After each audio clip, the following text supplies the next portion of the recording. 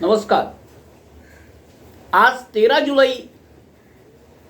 आपण पाहतात गुजगोष्ट. 13 जुलै 1660 हिंदवी स्वराज्याकरता आपल्या प्राणांचे सर्वोच्च बलिदान देणाऱ्या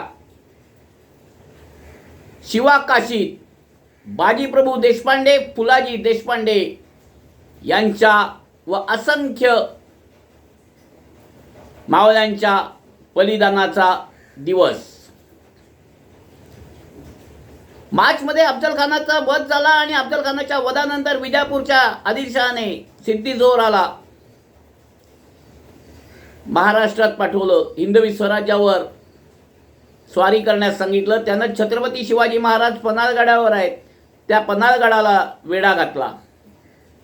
पावसात पन्हाळगडात अडकून राहायचं नाही, तिथून बाहेर पडायचं हे ठरवलं आणि एक योजना बनली. त्या योजनेत नेबापूरचा एक तरुण शिवा काशीद, नाभिक समाजातला तरुण, पण कुस्ती, शस्त्रविद्या, गड चढणं उतरणं, शत्रूच्या गोटात जाऊन माहिती काढणं इत्यादी कौशल्य असलेला, त्याचा वैशिष्ट्य तो शिवाजीराजांसारखा दिसत असे, मिळता जुळता चेहरा होता. स्वराज्यासाठी काहीही करण्याची मानसिकता असलेल्या शिवा काशीद यानं शिवाजीराजांचा वेश घ्यावा आणि पालखीतून सिद्दीजोहराकडे त्याच्या छावणीत जावं आणि 600 मावळ्यासह बाजीप्रभू देशपांडे, फुलाजी देशपांडे यांच्यासह बांदलांच्या तुकडीसह शिवाजीराजांनी विशाळगडाकडे प्रयाण करावं असा निर्णय झाला. सिद्दीजोहरला निरोप पोचला की शिवाजीराजे आज रात्री भेटायला येणार आहेत. 12 जुलैच्या रात्री 10च्या दरम्यान पहिली पालखी निघाली, सिद्दीजोहराच्या वेढ्यात पोचली. तिथं फाजल खाननं शिवा काशीदांना ते शिवाजीराजे नाहीत हे लक्षात घेऊन त्याची बाब सिद्दीजोहराला सांगितली. सिद्दीजोहरानं शिवाजीराजांबद्दल अवमानकारक शब्दप्रयोग केले. त्यावर शिवा काशीद म्हणाला, खामोश, मी स्वराज्याचा एक चाकर आहे आणि मी माझ्या राजाबद्दल काही ऐकणार नाही. त्यावर सिद्दीजोहरानं त्याला, तुला मरण प्राप्त होईल, तू मरशील, मारून टाकलं जाईल असं सांगितलं. त्यानं सांगितलं, मरणाचं भीत कोणाला दाखवतोस? अरे या गड्याला मरणाचं भय दाखवू नकोस. मी सोंगातला शिवाजी झालो म्हणून काय झालं, तुला हार जाणार नाही. राजे म्हणून जन्माला नाही आलो, पण शिवाजी राजे म्हणून मरण्याचं भाग्य लाभलं. राजे मुजरा म्हटलं आणि त्यावेळेला सिद्दीजोहरानं शिवा काशीदची गर्दन छाटून त्यांना हौतात्म्य प्राप्त करून दिलं. पन्हाळगडाच्या वेढ्यात शिवा काशीदांना हौतात्म्य दिलं.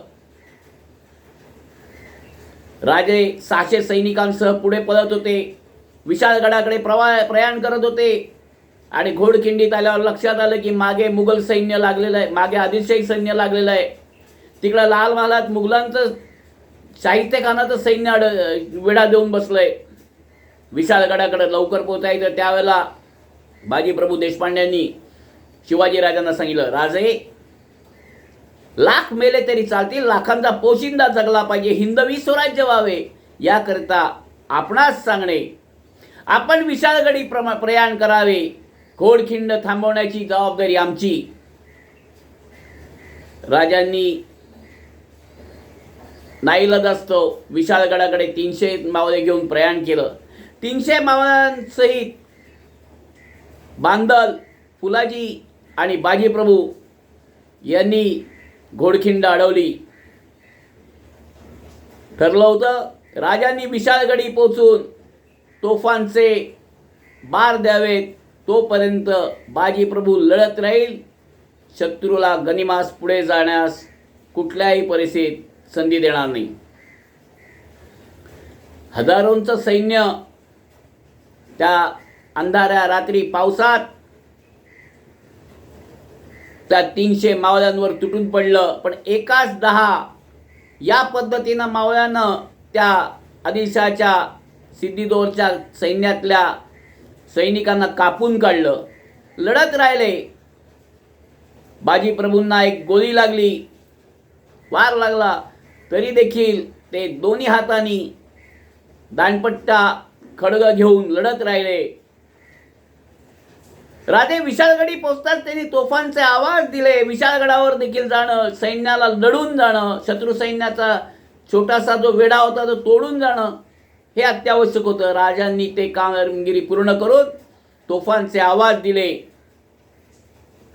मुजरा राजे म्हणून बाजीप्रभू देशपांडेही आपला प्राण त्यागते झाले. या दोन्ही वीरांना, यांच्याबरोबरच्या सर्व मावळे वीरांना, या शूरवीरांना आज त्यांचे बलिदान दिनी विनम्र अभिवादन.